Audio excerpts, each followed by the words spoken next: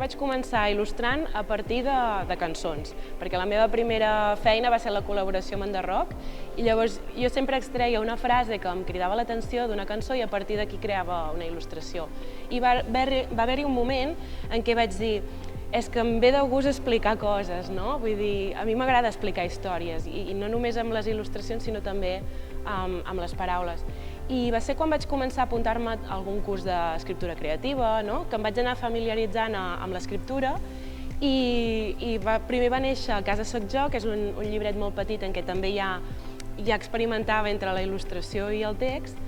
Després va venir Bruna Brown, que ja sí que va ser un projecte molt més ambiciós, perquè era una novel·la i a més bastant llarga, i ara ja, a partir d'ara, sento que ja em flueix molt més orgànic i que realment aquesta combinació d'il·lustració i text fa molt per mi, vull dir, és com ho sento de manera més natural, la manera d'expressar una història. Amb Bruna Brown va ser com la primera experiència dins d'aquest món editorial com a autora, perquè jo havia treballat però com a il·lustradora, no? I de fet, quan estava publicant Bruna Brown, jo ja estava treballant a partir d'ara, així que ha sigut un no parar. Jo tenia ganes de seguir explicant històries, en aquest cas, a partir d'ara, també parteix d'un viatge, igual que va passar amb Bruna Brown, i també llegim la història en primera persona, però són dos protagonistes en lloc d'un. Ens posem a la pell de la Jean i d'en Bernat. És una relació de parella, la que tenen la Jean i en Bernat, i en un moment determinat decideixen fer el pas d'anar a viure junts. Però abans volen fer un viatge i se'n van al Perú, a l'altra punta de món, i en aquest estat que estan de vacances, aparentment relaxats i lluny de tot el seu context, és quan descobreixen realment com estan com a parella, què hi ha entre ells, com estan també personalment, no?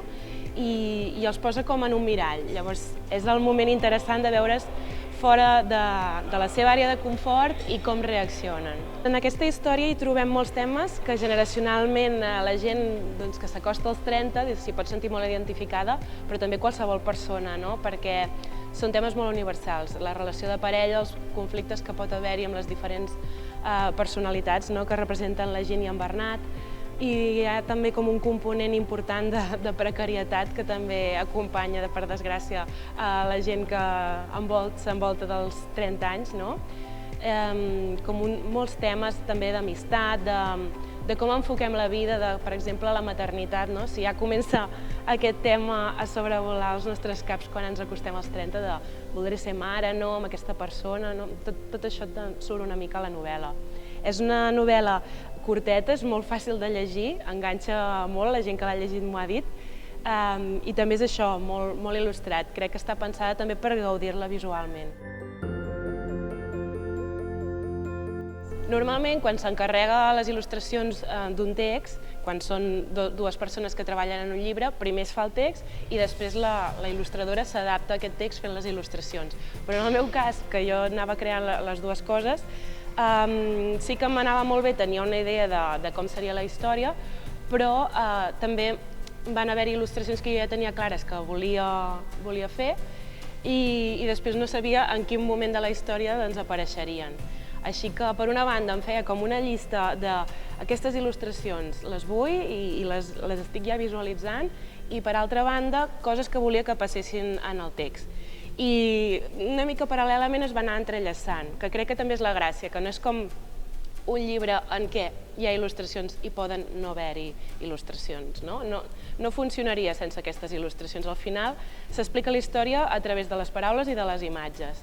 I hi ha moments això, que jo ja tenia el capítol acabat i dic, vale, doncs ara aquí tinc un espai en què hi puc dibuixar alguna cosa, i altres era al revés. Jo ja tenia il·lustracions i dic, anem-ho a explicar això. Primer vaig fer les il·lustracions interiors, de fet és això, n'hi ha algunes que les tenia clares.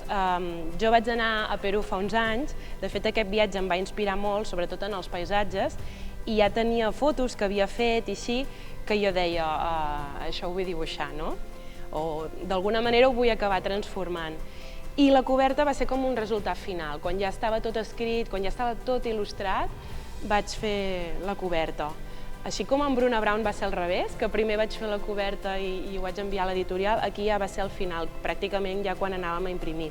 i crec que resumeix molt bé també la història, no? Que ja ens dona una informació de que hi ha un camí a fer, que es fa paral·lelament, no? Entre dos personatges, que hi ha com aquest futur de a veure què passarà a partir d'ara, i és això, és suggerent.